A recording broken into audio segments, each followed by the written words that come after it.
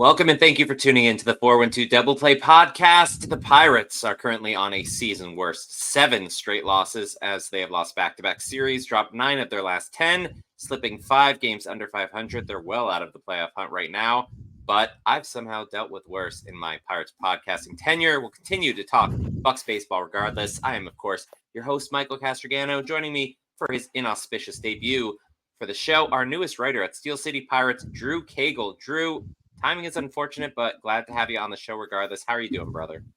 I am doing about as well as we can expect at this point in the season. Rough season, rough recent stretch for the Pirates, but I mean, at least the offense is improving. I guess found some of that this past series. So Yeah, the past couple weeks, the offense has been improving. That was something that they patched up at the trade deadline. Didn't go after the pitching. Didn't seem to have a need for it. We're gonna obviously talk about all of that stuff and more because it's definitely problematic. But why don't you start by telling my audience, however big they are, a little bit about yourself and how you became a Pirates fan? So for me as a Pirates fan, it really comes back to my dad.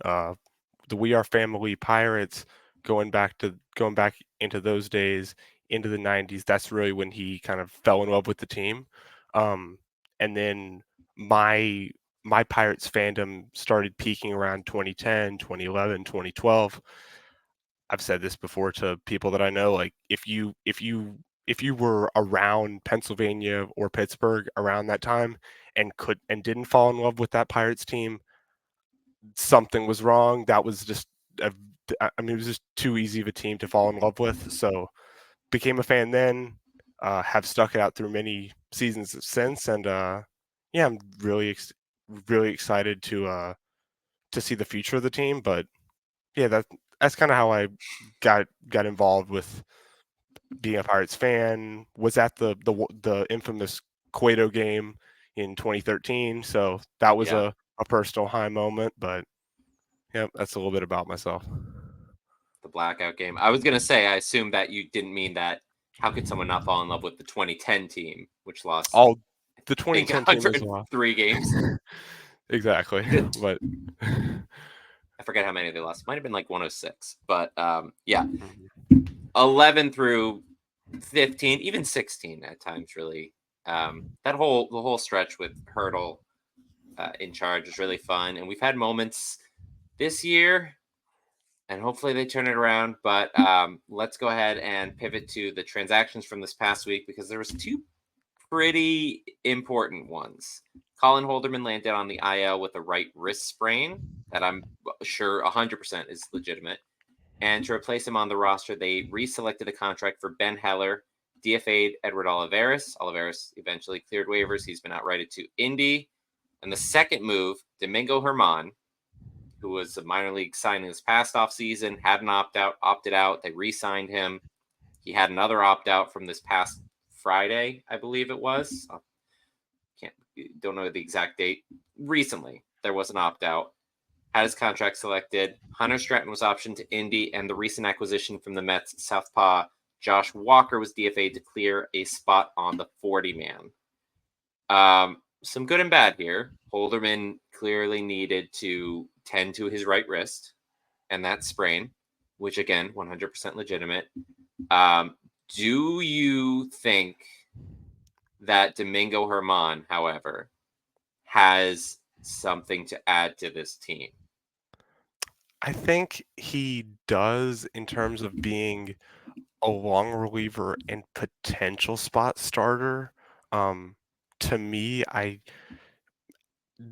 obviously we all know Jared Jones coming back from injury. You want to monitor his innings. Paul Skeens, we all know as a rookie, as a fellow rookie, you want to monitor his innings as well. I think if there's Mm-hmm. a a place where you want to try to get those guys some extra time, stretch them out. Maybe Herman's a guy you throw in the rotation, um, and then I mean potentially as a long reliever. Saw that in the first game out in LA. Keller only goes 4. Herman honestly saves the bullpen from having to cover the remaining 4 innings and just does it all himself. So I think he has something to add. I don't know really how much you're going to expect from him in terms of high level production, but there's something there. Take a shot on it. At, I mean, you're kind of playing with house money at this point. It's only a minor league deal. You're not owing him that much, anyways. Right, financially, it's not that big of an investment because of being a minor league deal.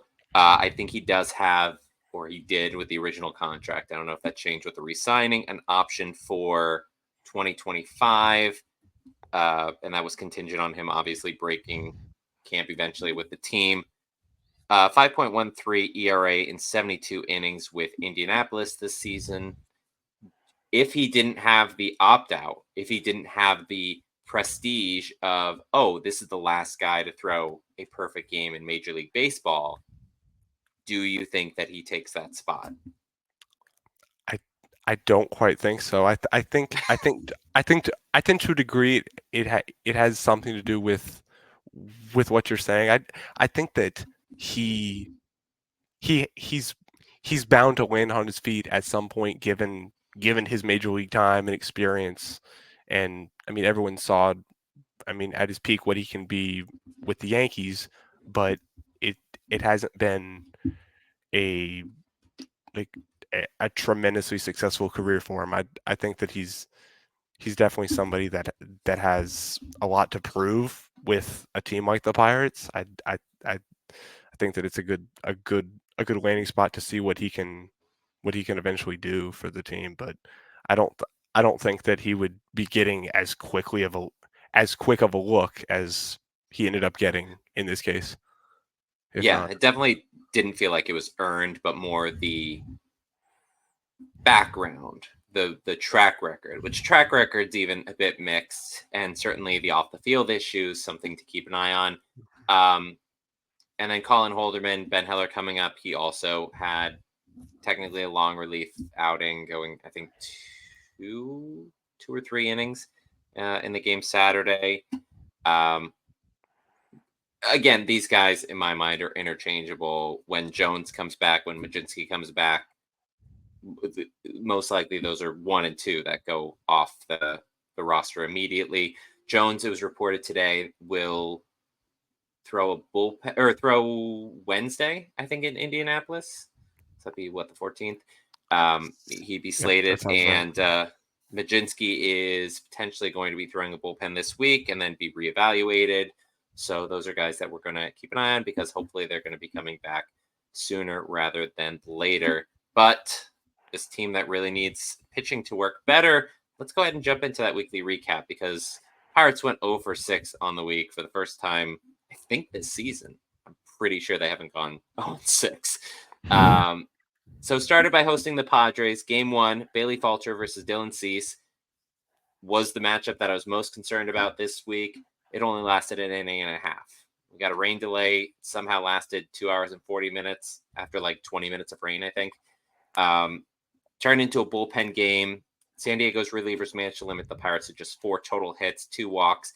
Bucks bullpen surrendered 6 runs off 12 hits as they dropped the opener 6-0, and somehow this was the least worst one of the series. Game 2, Marco Gonzalez going for the Bucks, struggled again. 5 runs, 8 hits, 2 walks, just 4.2 innings. He struck out 3. Pirates actually battled back. Brian Reynolds, IKF, Key Brian Hayes, Andrew McCutcheon, they each had multi-hit games. Kutch had a home run, drove in 3. The Bucks managed to hold a lead into the 9th inning, but David Bednar couldn't hold a one-run lead. This is going to be a recurring issue here. Team squandered a bases-loaded opportunity in the bottom of the 9th inning, which we're going to talk about in a second because I want to get your thoughts on that. Colin Holderman took the 10th, promptly gave up 3 runs, making even a valiant comeback attempt in the home half fall short as they lost 9-8. Aroldis Chapman threw a pitch 105.1 in the game, which is cool. Not as cool as a win would have been, but I think it was the hardest, if not one of the hardest baseballs thrown in baseball this season. And then looking to salvage the series, Luis Ortiz, he managed to bounce back after allowing 4 early runs in the first 2 innings. Lasted 6 frames. The offense clawed back behind a 3-hit game by Cruz. Go-ahead 2-run homer by Joey Bart, but Bednar again in the 9th wasn't able to secure it. He allowed 3 runs to score. The team managed to score a run in the bottom of the frame, again fell short, again lost by 1 run, a 7-6 score. Before I get into the next series, I just want to know, Drew, your thoughts on game 2, because it was bases loaded, 1 out, Bay at bat. They needed to get a ball to the outfield. They needed to score 1 run. And they put in a guy who puts the ball on the ground a ton. And he ended up grounding out to first, and it was a 3-2 put out. Is Shelton to blame? Is Bay to blame? Is the team like? Do you put blame somewhere, or do you just say, well, you know what? In baseball, you get bad breaks. I was a bit surprised. I remember at the time that Brian De La Cruz wasn't called upon to pinch hit in that spot. I know that the strikeout threat is there from him. That's what we've already litigated with him being Extensively. Yeah. with the swing and miss candidacy for him. But I would have likely pinch hit for him in that spot. I understand trying to maybe an infield single, a chopper, something like that, where you could put the defense in in conflict. But I I was honestly very surprised to not see De La Cruz there.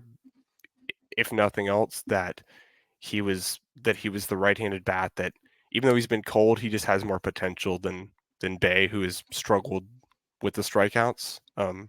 Obviously, strikeout didn't come in that spot as the ground out came, but I was surprised they didn't pinch it for him there. And then another one, not bringing in Joey Bart, either in that situation or for Grandal. Grandal's been hitting the ball a little bit better as of late, but still, Grandal is still going to roll over the ball and take half an hour to get to first base, which is what he ended up doing. And then Shelton defended that decision, which I feel like wasn't quite as egregious, because at that point it's 2 outs. You need a hit or you need a walk. Mhm.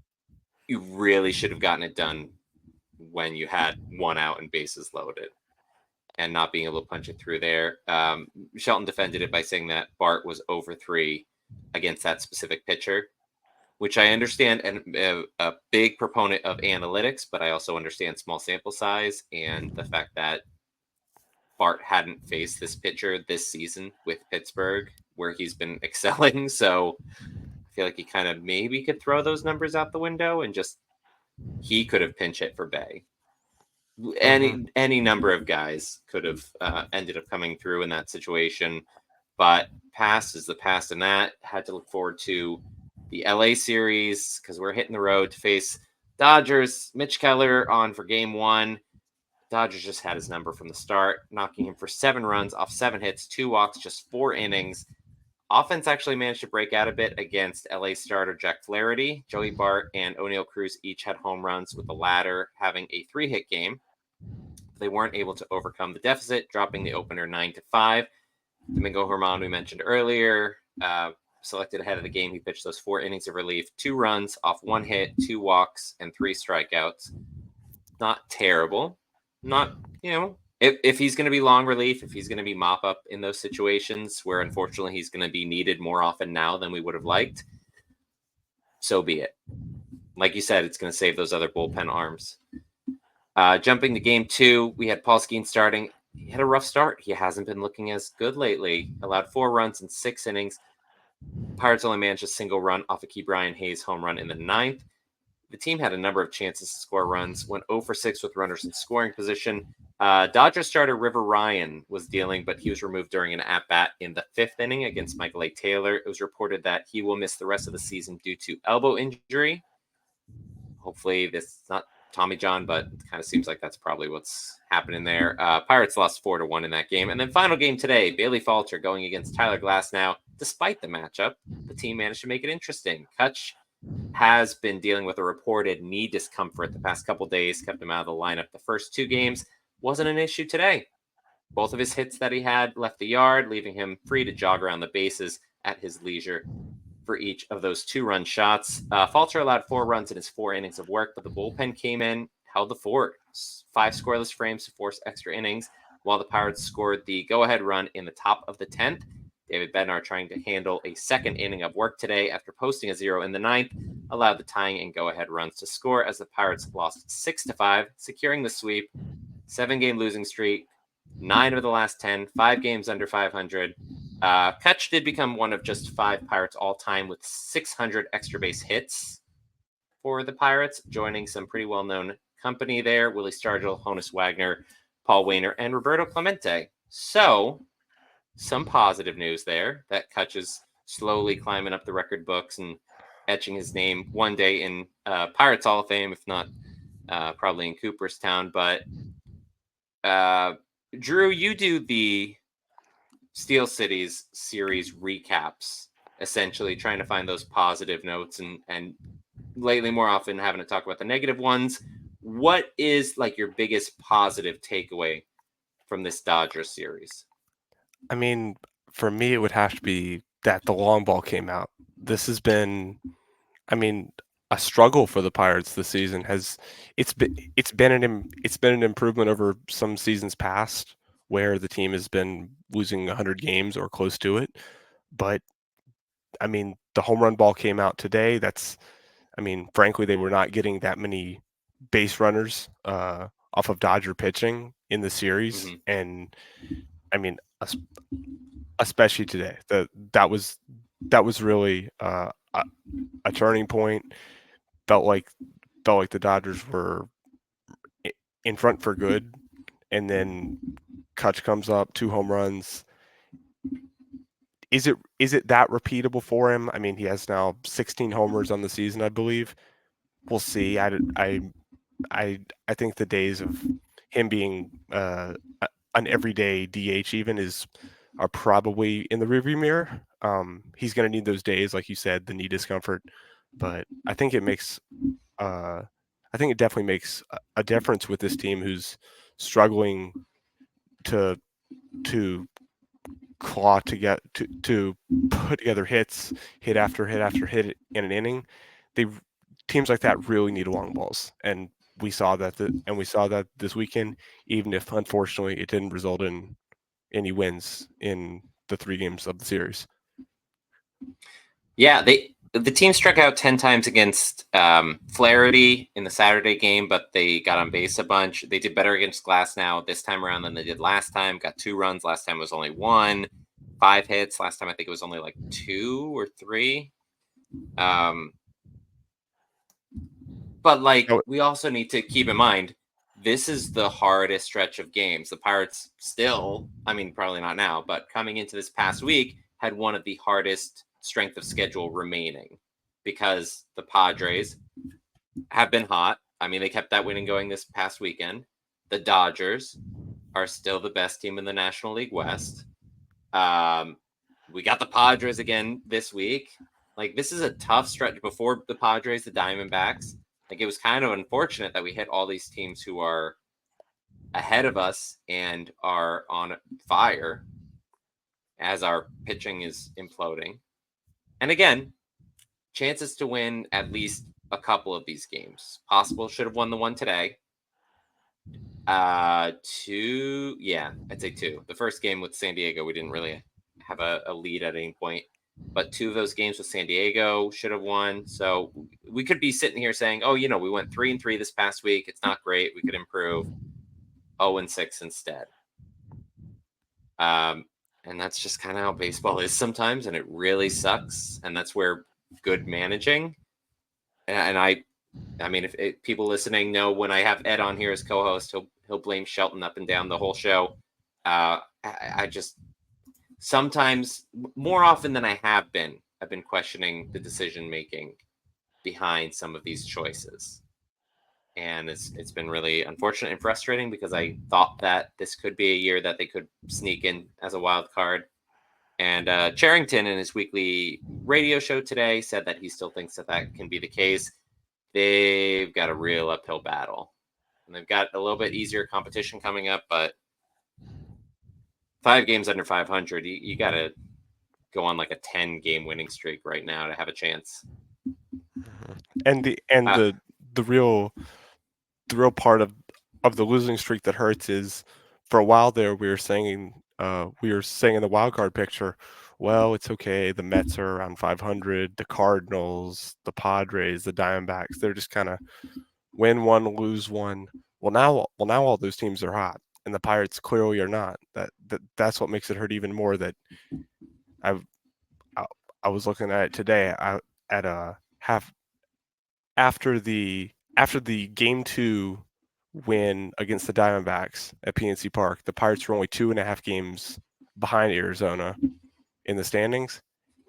Yep. Before and now they were 8 games behind. They're probably going to fall to 9 games behind because they're 9 games behind Arizona right now. So Arizona has a top wild card spot. San Diego tied with them. They're both 66 and 53 as of right now. And then the Mets and Braves technically are tied for the third wild card at 61 and 56, but we're 5 games back of a wild card spot. The division was also something that was talked about mostly by people like Greg Brown, then like fans realistically. We're currently sitting 5th in the division. We're 11 games back of the Brewers.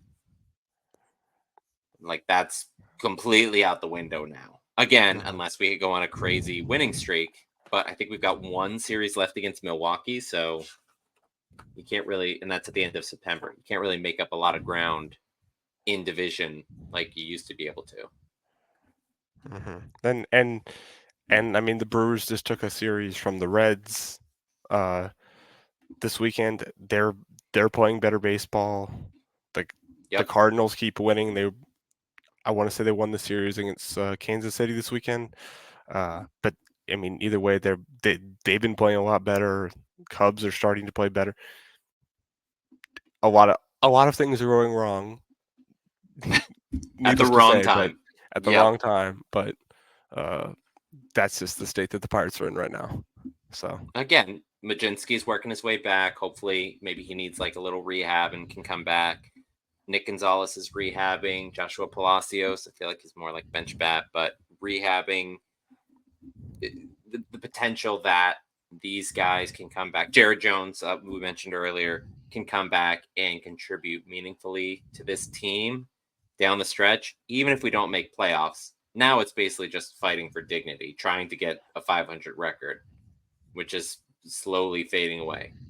The schedule's going to get easier, but you gotta start winning games now. You don't want to keep digging in that hole.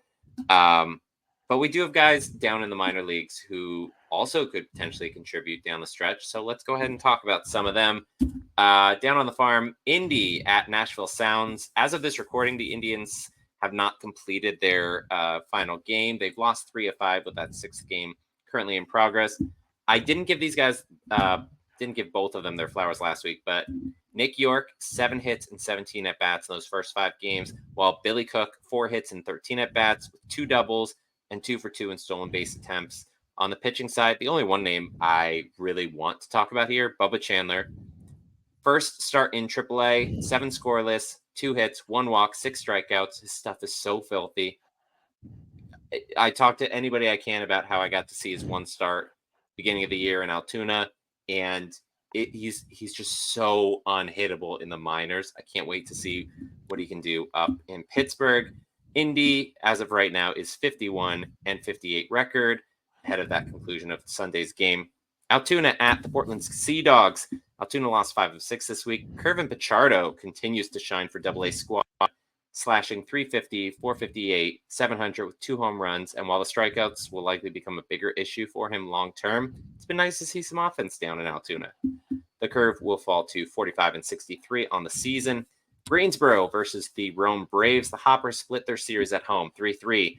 Rosati's favorite prospect, Mitch Jebb, continues to hit, going 8 for 19 this week. 3 stolen bases, while Omar Alfonso is still impressing, batting .294 on the week, hitting a home run and walking more than he struck out with 3 walks to 2 strikeouts. Carlson Reed had an unlucky start. He pitched 5 innings of 5-hit, 4-run ball. All of the runs were unearned due to several fielding errors. He also walked 3, but struck out 7 in his outing as the Hoppers moved to 62 and 45 record. And finally, Bradenton at the St. Lucie, I never know how to pronounce it, the Mets low A team. Rare strong week for Bradenton. They won 5 of 6 in their series. Johnny Severino had 8 hits in 22 at-bats, including 2 triples and a home run, while Michael Kennedy and my guy Carlos Jimenez each made excellent starts this week. Kennedy allowing just a solo home run as his lone base runner through 5 innings, 6 strikeouts, and Jimenez, he dealt 6 scoreless, 1 hit, 3 walks, 5 strikeouts. The Marauders are now 46 and 62 on the year. Drew, my typical co-host Ed does not partake in much watching of the prospects, as exciting as many of them may be. But let's just look at Indy quick. A lot of guys are there.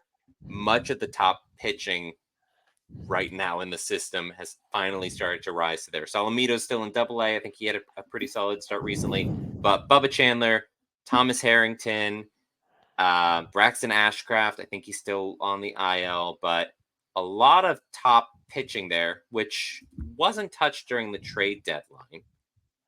What are your thoughts on the dearth of pitching? And do you think, or like you predicting, seeing ahead to this offseason, do the Pirates hold on to all 3 of those guys who are right on the precipice of debuting with the Major League club? I think that they ultimately do. This isn't exactly a hot take. I'm most excited for Bubba to come up in trade talks over this deadline. He was kind of the one name that I was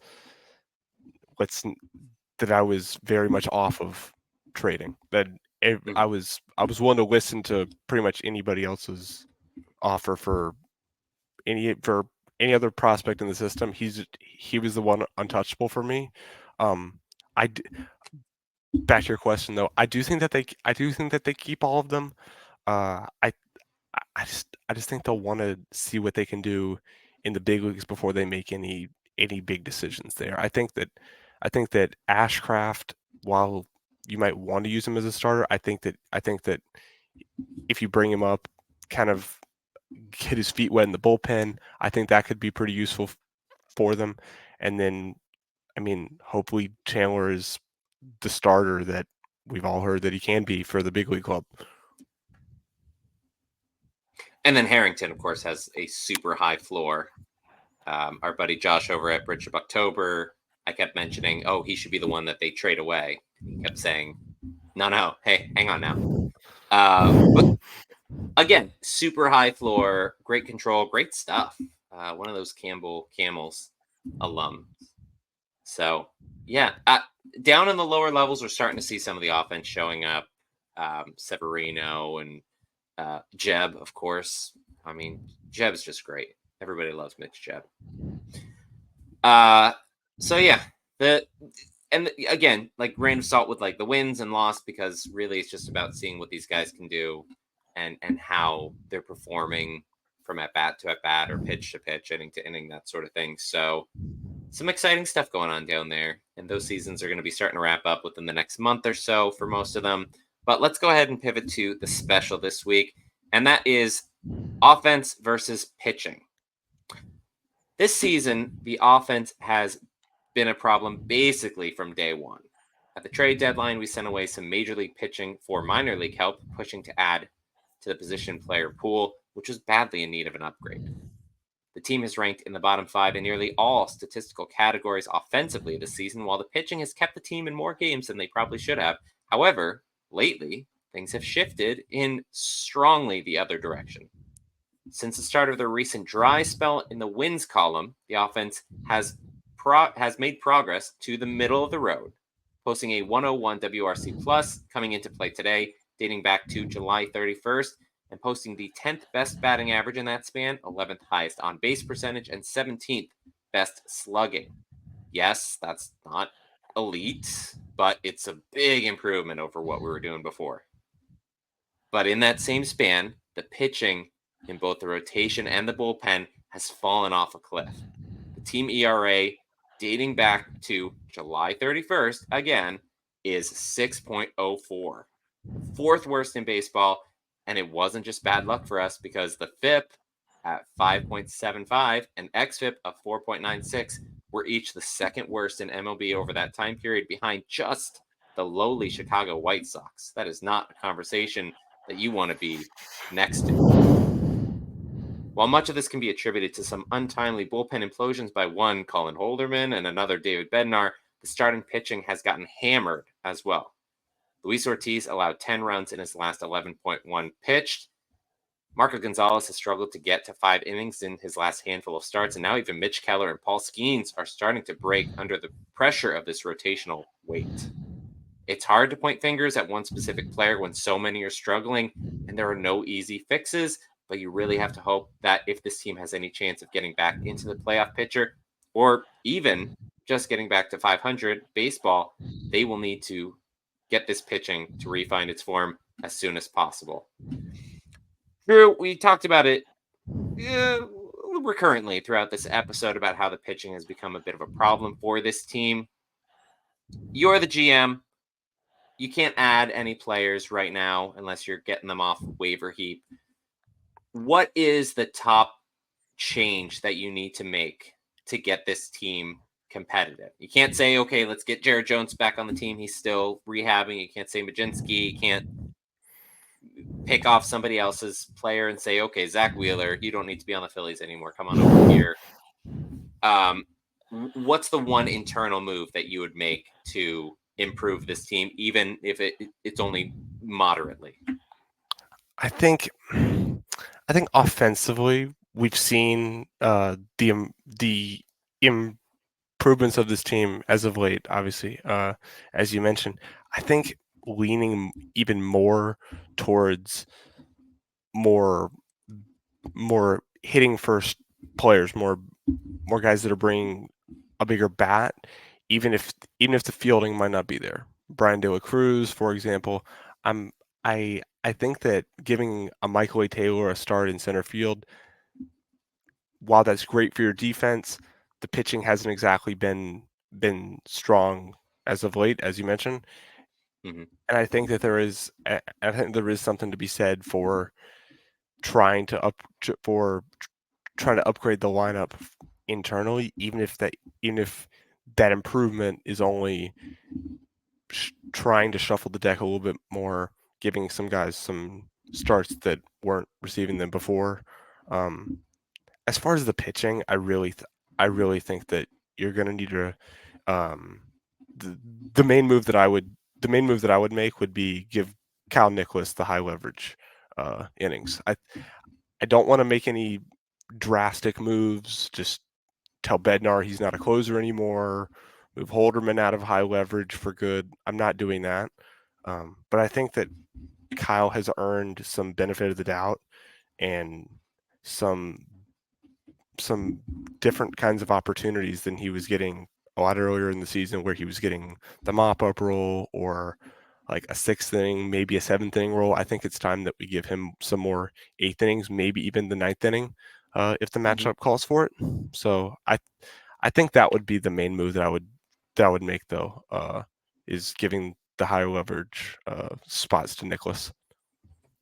I've actually been surprised that over the past couple weeks, and obviously it hasn't worked out, that Shelton has said, okay, Holderman is 7th inning, Chapman is 8th, and Bednar is 9th, and that they're not playing the matchups as much as you would kind of think someone who would say, okay, this guy's had 3 at bats and gone over 3 against this pitcher, so I'm obviously not going to pinch hit him.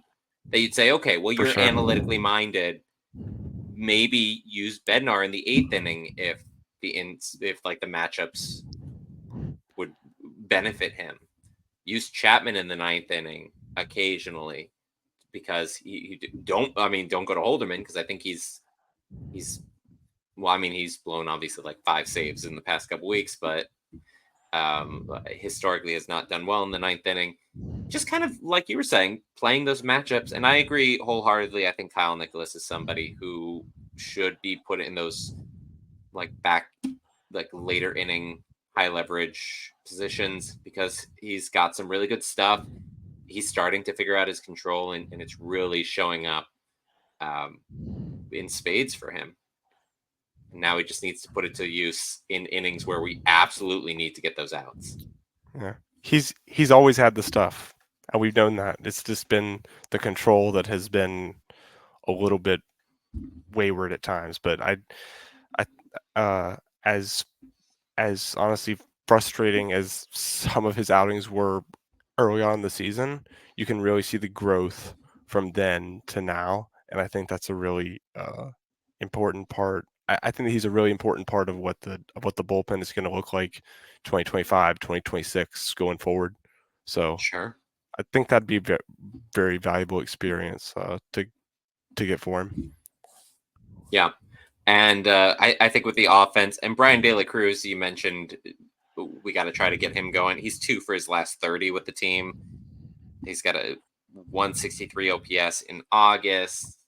I think like his first game with the team during that Astro series, he had 2 hits, but he's kind of fallen off, and maybe that's why they haven't gone to him as much. Jared Triolo, I saw recently. I don't know if I have the screenshot saved on my phone somewhere, but he has one of the lowest WRC plus for position players with at least 300 plate appearances, and it's like 55, a 55 WRC plus. For if you think that that's important, 57. Worst WRC plus by team, 2024 MLB season minimum 300 plate appearances.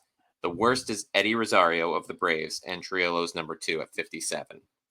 And I mean, we're not seeing him play very much now that we've got IKF. He can spell, key over at third. He's playing second base pretty much every day. He can play at shortstop. We've got him under contract for at least another year.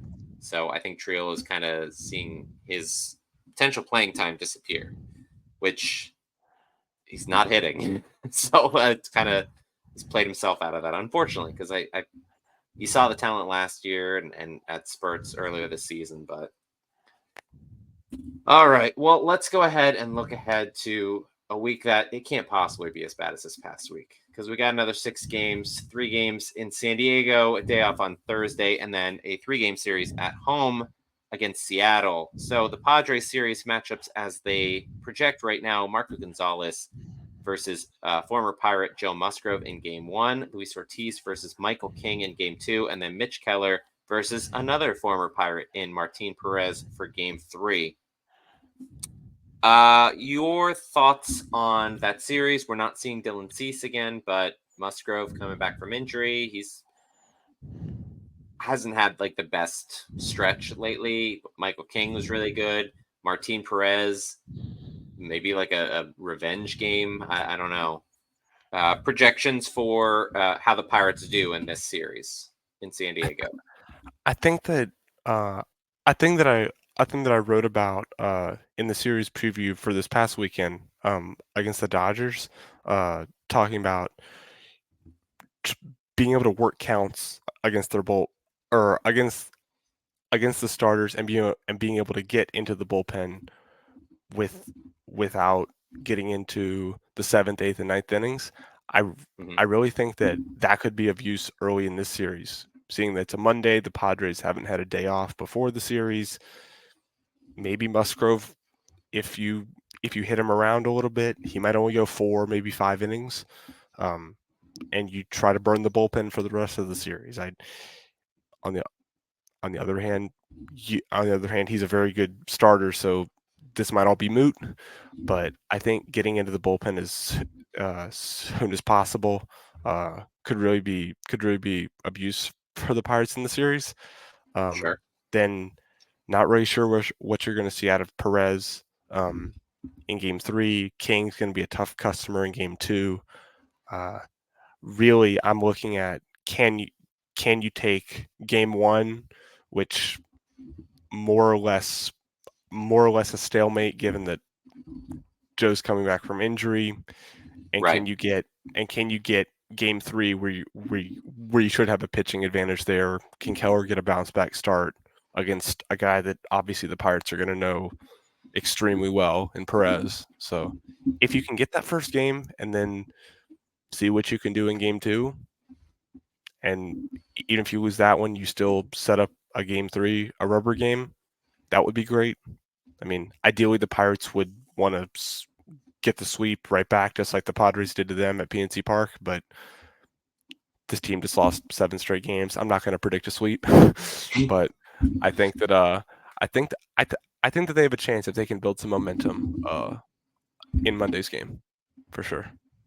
Yeah. And the last time that Musgrove pitched was, he pitched a rehab start for their minor league club on August 4th. And he only went 3.1 innings. Before that, May 26th, 5.1 innings in his last start for the Padres. It likely won't be a long outing for Musgrove either way. But if they can get to him early, maybe limit it to 2 innings instead of 4 or 5, that would definitely benefit them. I talked about it with some rando on Twitter last week who was arguing with me about how the rain delay couldn't possibly benefit us, or that we were trying to cheap out by getting Cease out of the game. And I was like, well, their bullpen has not been great, so I'd rather take my chances against them than Cease. Didn't work out, but it's still the case. Outside of the back end guys, their bullpen's not great, and we did score runs against that bullpen over the like last 2 games. So yeah, I agree. I think if they can get to Musgrove early, do their best against King, because they got to him a bit last week, but not great. And then Martin Perez, I mean, he had some really great starts for us early on in the season, and wish him the best this season outside of his game on Wednesday. Looking ahead to that Mariners series this weekend, right now it's projected to be Luis Gilbert versus Skeens in game 1, Luis Castillo, double Luis, in game 2 on Saturday against Bailey Falter, and then George Kirby, who's just one of my favorite pitchers in baseball, going up against Marco Gonzalez on Sunday. The Mariners have one of the best rotations in baseball, and I've been saying it since before opening day that if they can hit just a little bit, they're pretty much the same boat we've been in up until the past couple weeks, where the pitching is so good, and then they just had no bats. They've added a couple bats. They're starting to click a little bit. What are your thoughts on the Mariners and our chances in that series at home? I think as far as facing Kirby in the Sunday matchup, we, if I'm remembering correctly, it was last season that I want to say it was 7 home runs that the Pirates hit in that game out in Seattle. I think that the Pirates got to him a little bit, so there might be some positive history there. I think that, I mean, obviously, like you said, Seattle's going to win with their pitching. Um, Mhm. the Castillo matchup, you know him pretty well from Cincinnati. You you're really going to need to win the first game against Gilbert. I think that's the game that's most to be had. You do have this game at home, if that's going to help you. Hopefully the fans still are going to be coming out early in the Yeah, season with some good weather. Hopefully over the weekend. Yeah, that's it's gonna be an interesting series matchup for sure. we don't get to see Seattle too often. I mean, now it's going to be pretty much every other Hmm. year that they'll be coming to Pittsburgh. But before that, it had been a few seasons since the Mariners had been playing in PNC Park. They are 36 and 26 at home as a team, 26 and 30 on the road. Despite the fact that, they are a playoff team if the season ended today. If you could take advantage of the fact that they're not as good on the road, and I agree, Gilbert is going to be like he's still a very good pitcher. He's an all-star this year. Um, it's going to be a tough series regardless. You kind of just got to get a couple of runs across and hope that their offense is still not great.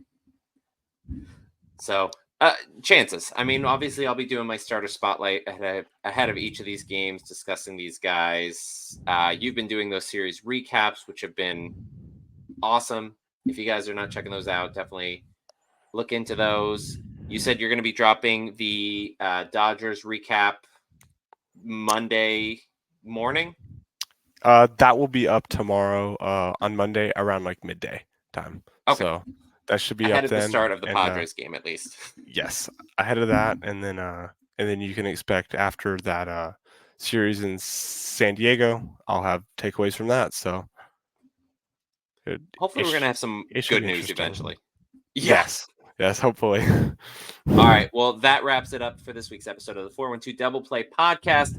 You can follow me on Twitter at 412 Double Play. Follow Drew at Kagles_bagels. They're not spelled the same. His at is going to be in the description. Check out steelcity.com for all your news and updates about Pirates. From Drew, from myself, our fellow Pirates contributors. Link, as always, also in the description. Follow the show, YouTube, Spotify, Apple Podcasts, wherever else podcasts are found. Thank you for joining us this week. Hopefully, we have some wins, some Jolly Rogers to raise in the future.